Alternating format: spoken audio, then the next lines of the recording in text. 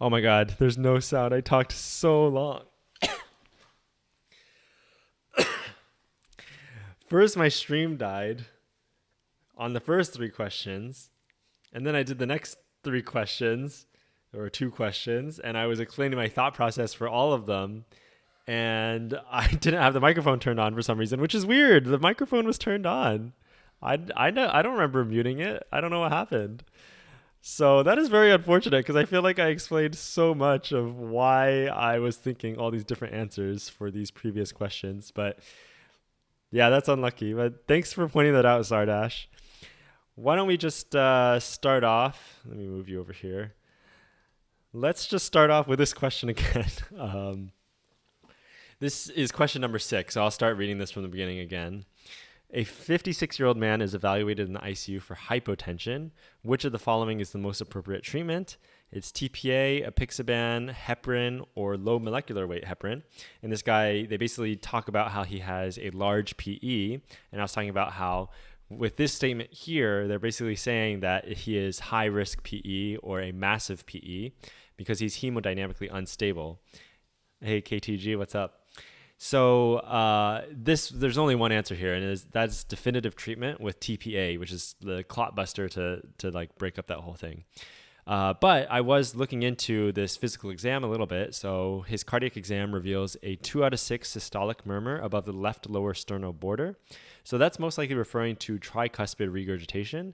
Basically, left lower sternal border matches up with the tricuspid valve, and then this patient has a massive PE, which is going to be causing very high pressures in his pulmonary vasculature and causing kind of, when the heart's squeezing, it's going to be regurgitating back through that tricuspid valve. And then the second heart sound is persistently split, which is interesting because splitting of the heart sounds is something I always have to look up again. I'm trying to practice doing it more and more often so that I remember more frequently. So I just remember it a little better. But basically, the second heart sound, you have both the aortic valve and the pulmonary valve. And so because the aortic valve has higher pressure, it will close first. And then the pulmonary valve is a lower pressure system, so it closes second. So it's aortic, pulmonary. But when you breathe in, you're actually increasing. So when you're doing inspiration, you're actually increasing the pressure in the pulmonary system, which causes the pulmonary valve to close earlier, and so you lose that splitting on your auscultation, basically on your S2 heart sound. So that's physiologic splitting, and so I should have a Anki card on that. So physiologic splitting. There's also paradoxical splitting. So splitting. So splitting disappears on inspiration is paradoxical. Oh, so I still had it backwards for some reason. Let's see. So normal splitting, you have, so normally, let's see. I can't believe I keep messing this up. Normal splitting, you have inspiration, which delays closure of the pulmonic valve.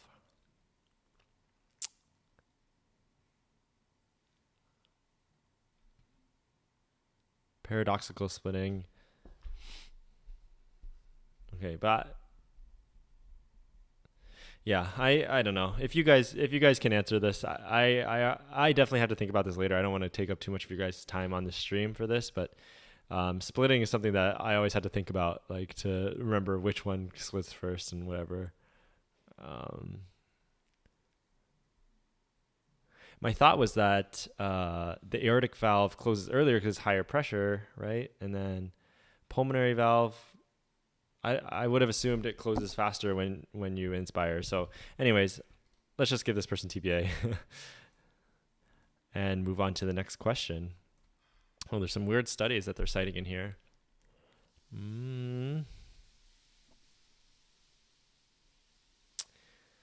According to the Amplify study, apixaban is an equivalent option to conventional heparin therapy for initial treatment of PE. Sure, that's fine.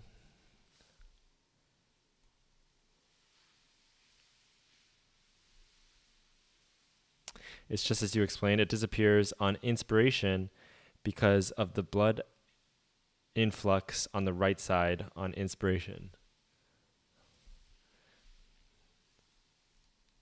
Okay. So that causes your pulmonary valve to close.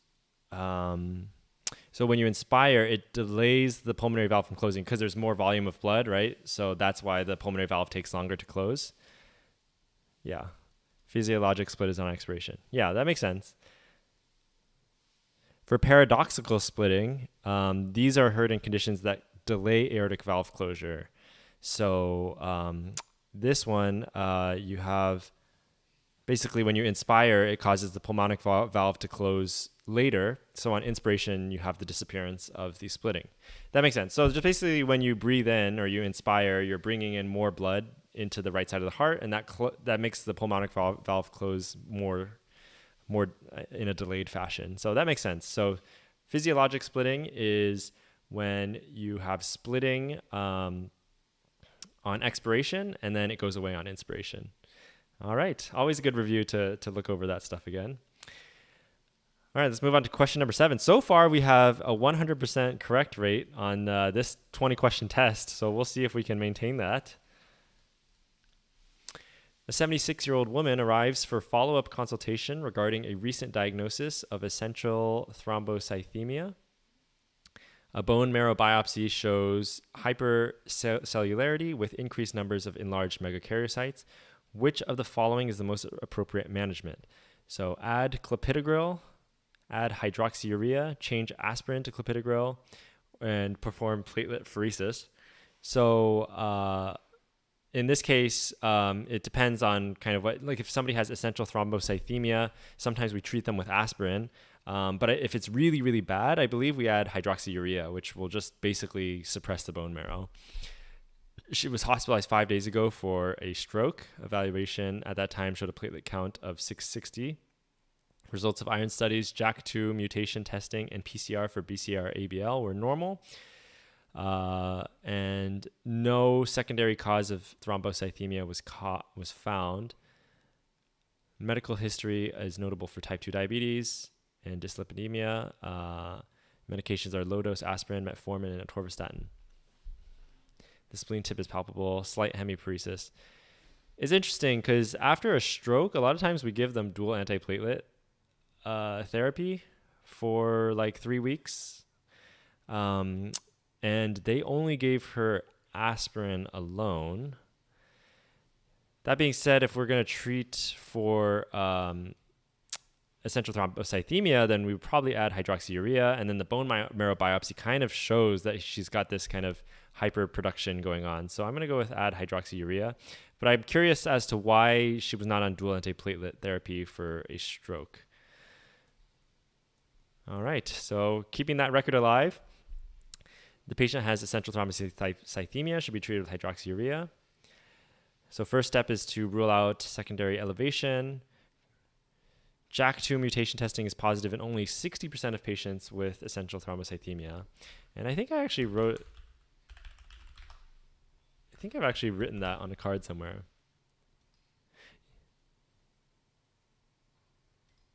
Actually, this is my card. Can a JAK2 myeloproliferative neoplasm present without elevated hemoglobin or platelets? Yes. So that's a question I remember getting wrong in the past as well. So let's see. 10 to 15% of patients will have negative results for all 3 mutations. However, she had hypercellularity.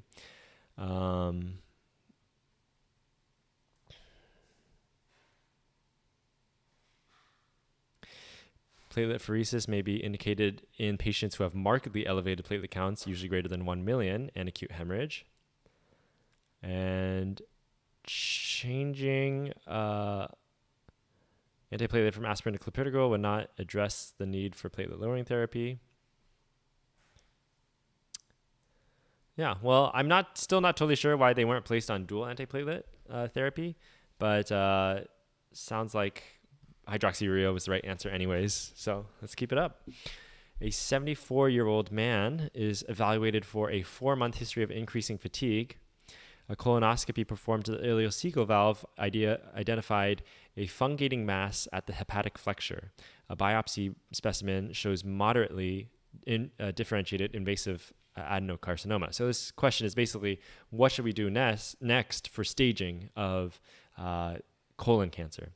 So in this case, we have CT colonography, contrast CT, chest, abdomen, pelvis, liver, MRI scan, and whole body PET scan. The two options I think that are reasonable here are going to be the whole body CT scan and whole body PET scan. But I actually have a card on this, and so I'm going to go with the CT, which is 83%. And so this is a card that I made in the past. But what testing should a patient undergo after being diagnosed with colon cancer on screening colonoscopy? CT, chest, abdomen, pelvis. First thing to do is to check staging. You need to check for metastases. No real indication for PET CT in most scenarios. So you can see that a lot of people pick the PET CT, which was the second one that I was going to go for. But now this is kind of reminding me that the PET CT is not indicated, rather than instead just getting that CT, chest, abdomen, pelvis.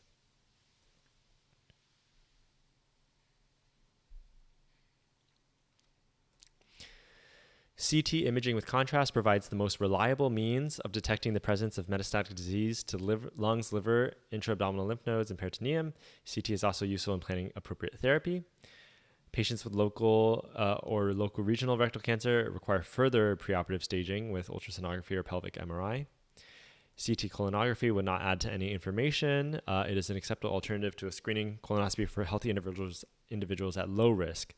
Liver MRI is a sensitive tool to identify liver metastases, but this is reserved for patients with suspicious but not diagnostic lesions on CT. And national guidelines specifically do not recommend PET CT scans for either preoperative staging or for postoperative surveillance. PET CT scans have a higher false positive rate and false negative rates than is often appreciated, and has higher false positive and false negative rate than is often appreciated. So I like to add some various details to my Anki cards as we go through things and as I learn new things. But in general, I try to only make one card for each question that I get wrong.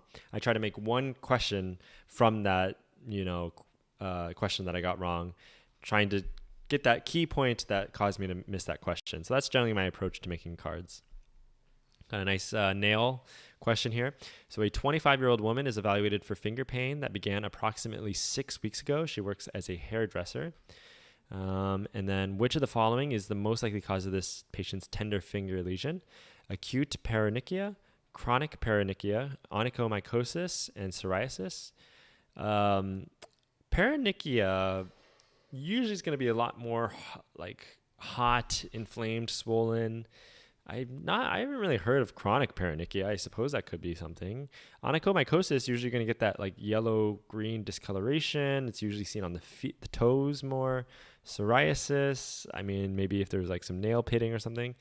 But let's see. On physical exam, vitals are normal. Skin findings reveal ragged cuticles on most of her digits. On the third digit of the left hand, the nail fold is tender. Skin and nail findings are shown. It began 6 weeks ago. I don't think it's acute paronychia. It's like 6 weeks old at this point, and it's a lot more angry looking than this. I don't know what chronic paronychia is, but I'm kind of inclined towards picking that one. This very well could be like honestly, this looks like kind of my fingers with eczema sometimes, but like usually eczema doesn't eczema and psoriasis obviously are not the same, but usually these don't cause like tenderness. But I think psoriasis could definitely be a finding here. Psoriasis caused so many nail findings. And I don't think it's onychomycosis. I'm just going to go with chronic paronychia, but my gut actually is kind of telling me that psoriasis is the answer here because I've never heard of chronic paronychia. Okay, we're actually right. Chronic paronychia. Present for 6 weeks or more and affects multiple fingers. Typical manifestations include red, swollen, and tender nail folds that lack a cuticle, ridging and dystrophy of the nail plate. Candida is often isolated, and chronic irritation from water or chemical contact is the primary cause. An important component appears to be an eczematous process, which explains why patients with chronic paronychia respond better to topical glucocorticoid than topical antifungal therapy. Yeah, and honestly, that's what I was saying. This looks like sometimes my fingers get a little get some eczema on them. Actually, since I left the hospital, they're getting better. But this looked like eczema to me. Acute paronychia is usually one nail. It's much more angry. Onychomycosis, usually in diabetic patients, usually becomes yellow and lifted. And I don't think I've ever really seen it on fingernails, usually on toenails. Nail changes occur in about 75% of people with psoriasis, usually hyperkeratosis, thickening and discoloration, and pitting and ridging. All right, question number 10. We still got that 100% answer rate, so let's try and keep it up. A 65-year-old woman is evaluated for watery, non-bloody diarrhea of 8 months duration. Chronic diarrhea. Lab studies show hemoglobin, albumin, IgA, and TTG IgA levels to be within normal limits. Which of the following is the most likely diagnosis? So giardia for 8 months? Probably not. Microscopic colitis? Yeah, that sounds pretty reasonable. Small intestinal bacterial overgrowth, ulcerative colitis? Yeah, not so much.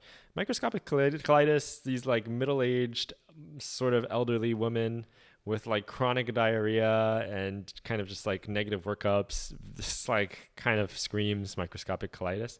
Small intestinal bacterial overgrowth, if she had a history of surgeries or something like that. Ulcerative colitis, IBD does have this bimodal distribution, but generally she's going to have more systemic symptoms. She's going to have fevers. She's going to have bloody stools, hematochezia. So she reports up to 6 bowel movements per day with nocturnal awakenings. So it's telling us it's a secretory process rather than an osmotic process. And that again goes with microscopic colitis. No abdominal pain, bloating, flatulence, or weight loss. The fact that there's no weight loss, I think, is reassuring against inflammatory bowel disease. Last screening, colonoscopy at age 60 was normal. No family history. Has osteoarthritis with ibuprofen, which may be a risk factor for microscopic colitis. I'm not actually sure. And the patient is not exposed to children and has no recent travel history or engagement in outdoor recreational activities. So initial thoughts were definitely microscopic colitis on this one, and my secondary thoughts are also microscopic colitis. Small intestinal bacterial overgrowth really would have to give you a history of some kind of surgery, in my opinion. So microscopic colitis is the underlying cause in 10 to 15% of patients with chronic watery diarrhea. In contrast to IBD, this is more common in older people and does not cause endoscopically visible inflammation. There are 2 subtypes, lymphocytic and collagenous, and you take random biopsies. And yeah, in some patients, certain medications such as NSAIDs and PPIs have been implicated as causative agents. Microscopic colitis is also associated with other autoimmune diseases such as diabetes mellitus and psoriasis. The association with celiac disease is particularly important because the conditions are similar. Giardia, just not really there. Gastric bypass surgery is an increasingly common cause of SIBO. Other things would be just disruption of the normal flow of the bowel. The absence of malabsorption symptoms also makes this diagnosis less likely. So that isn't something else to take note of as well. And my stream is still running. Just wanted to make sure. So ulcerative colitis, again, you would see rectum, hematochezia, abdominal discomfort, fever, weight loss, things like that. So question 11, a 27-year-old woman is evaluated for proteinuria identified on urinalysis performed for a life insurance examination. I love having some urine studies to take a look at. And proteinuria in a young person, there's a big potential that this is going to be something on orthostatic proteinuria, which is just a benign thing in young people. So creatinine is normal. A1C is pre-diabetic range. Albumin's normal. Urinalysis has 3+ protein, and urine protein creatinine ratio is 2100, 2.1 grams. So it's definitely dropping a lot of protein. But the albumin's normal, which is reassuring. Kidney ultrasound is normal. And which of the following is most likely diagnosis? Okay, so that orthostatic proteinuria is not here, which I will show you guys. There's this orthostatic proteinuria thing. Benign cause of proteinuria in adolescence. It's a mild proteinuria with no significant other renal abnormalities, diagnosed by split 24-hour urine collection showing elevated daytime but normal nighttime protein excretion rates. So I guess she's 27. She's a little bit older than the typical patient population for that disease. So diabetic nephropathy, very, very unlikely for her. She's pre-diabetic. It's going to take a lot longer for diabetic nephropathy to happen. Lipoprotein glomerulopathy, I'm not actually 100% sure if I know what that one is. The minimal change disease. Minimal change disease is a possibility, but minimal change disease, generally the key feature with that is very, very rapid onset of edema, and she has not had any symptoms. And then secondary focal segmental glomerulosclerosis, secondary FSGS. Does she have anything that could predispose her to that? She does have elevated BMI of 37. I don't know what this lipoprotein glomerulopathy, it might be this, but I don't think it's diabetic based on the what do you call it? The severity of her diabetes.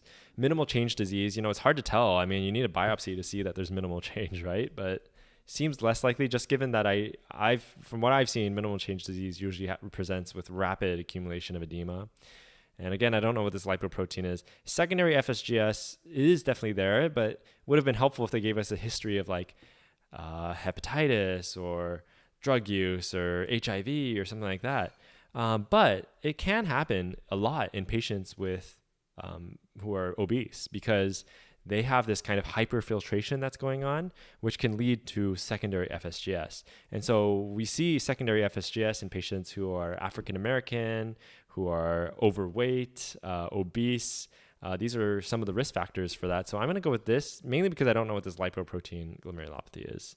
And that's correct. And you can see this one went all the way down the board where nobody really knew what was going on this one.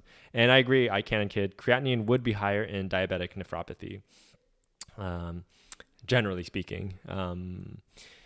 So secondary FSGS. Secondary FSGS is the most common form of nephrotic syndrome in Black people.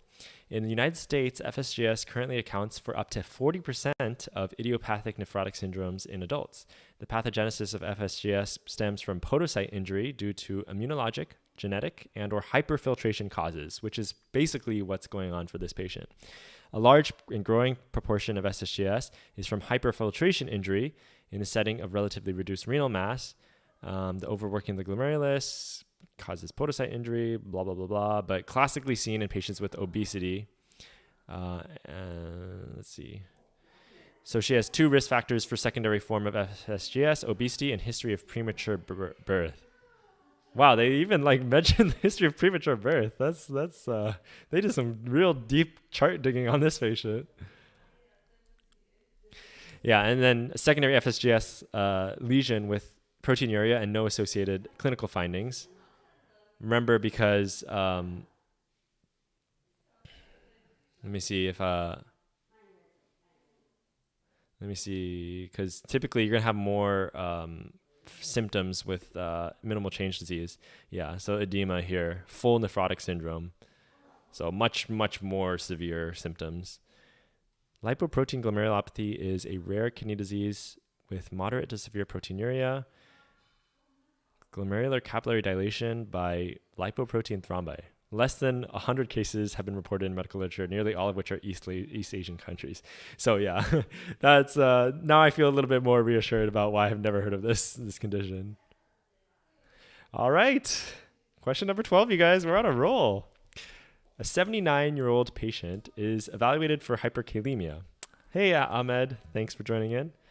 I'm really liking, I found that I do kind of gravitate to these kind of nephrology questions. They're pretty fun, like electrolyte abnormalities, protein in the urine, looking at the urinalysis. It is very, very interesting. So she was admitted to the surgical ICU after having a partial colectomy with ruptured diverticulum with peritonitis.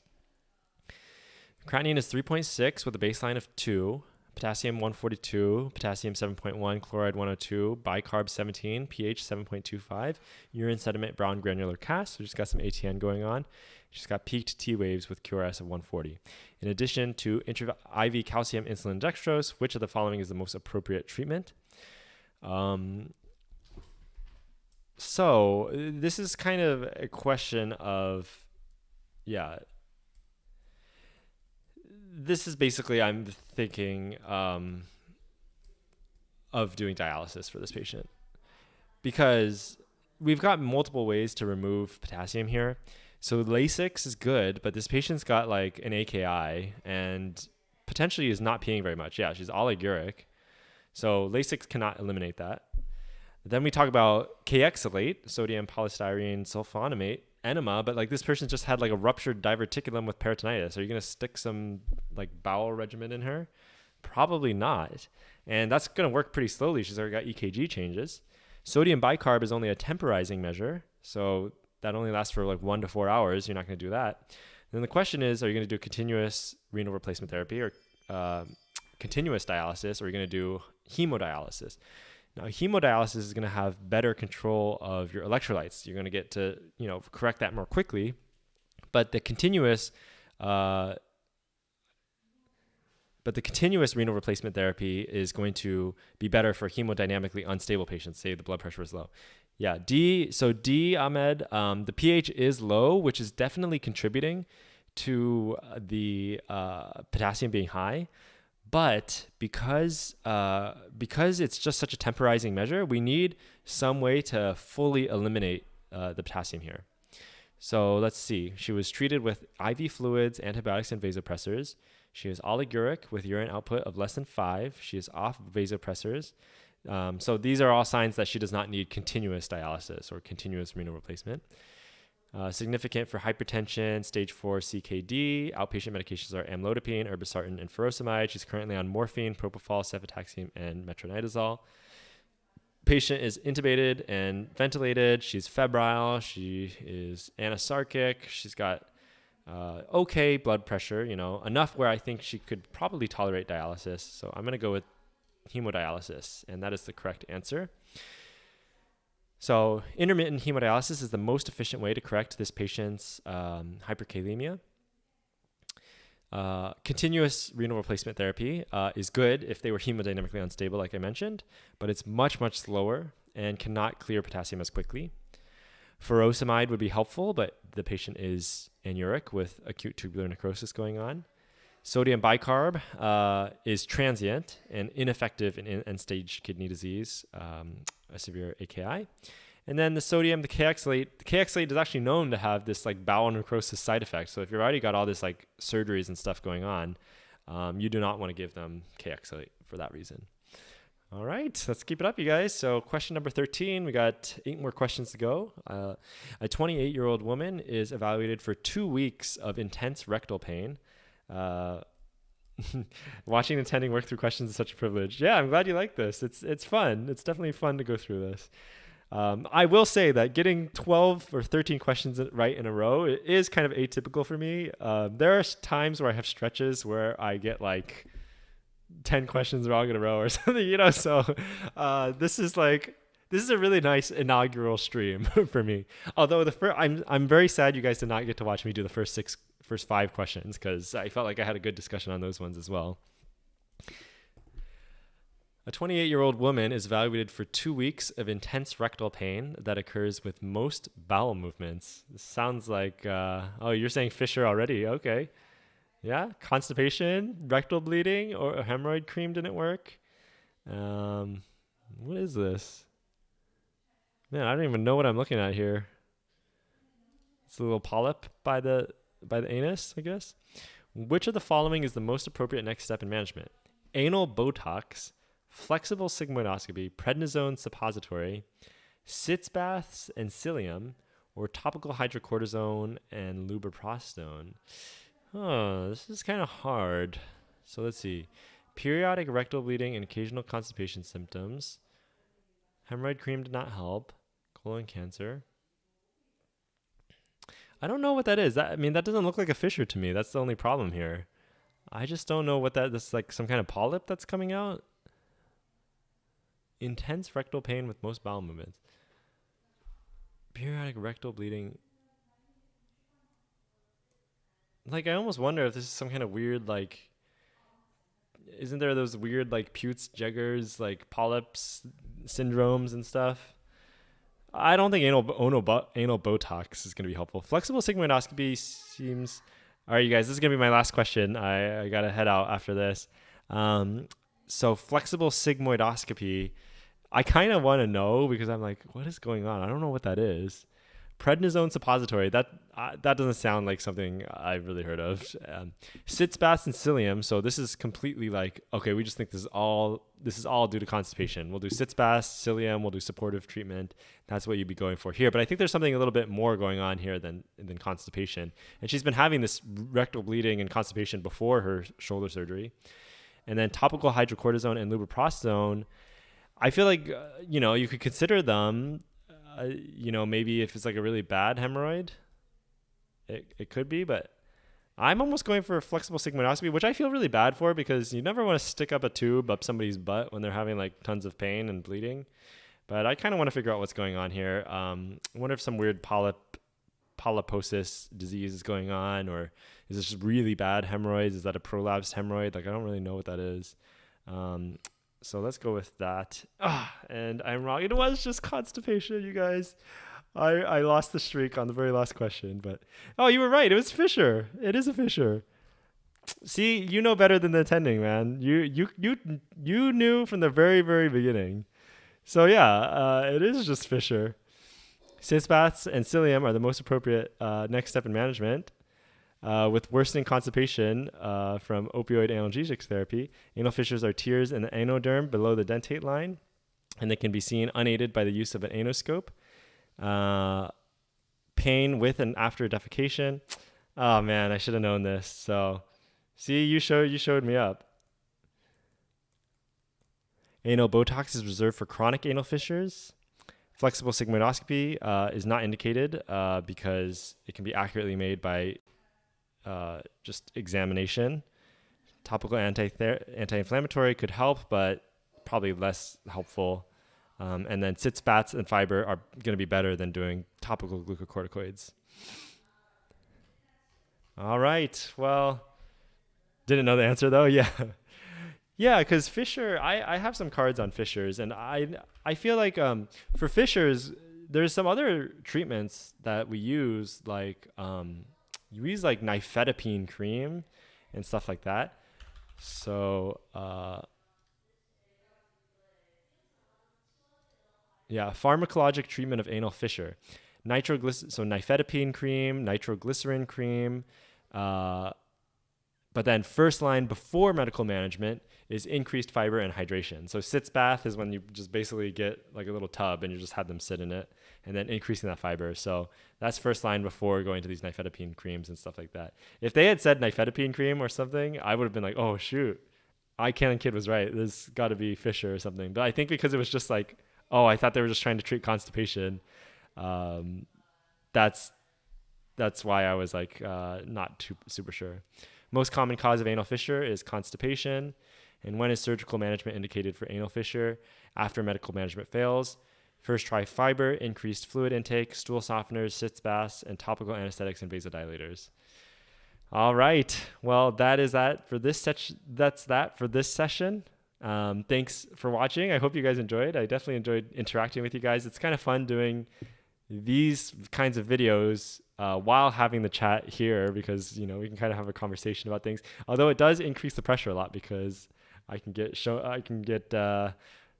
bad streaks sometimes and do pretty badly. But hopefully this is educational for you guys. Hopefully it's fun for you guys to tune in and ask questions. When I'm explaining things, if you want further explanation, this is like a nice way that we can interact a little bit more than my typical videos where you're just watching me and I'm not able to like actually talk with you and interact with you. So thanks again for watching, you guys. I'll see you in the next video, and have a good rest of your day. Thanks for watching, Abradolf, and thanks Canon Kid and Ahmed. Thanks for stopping by. Yeah, good luck for step 2. All right, see ya, Ahmed. All right, see you guys. Peace.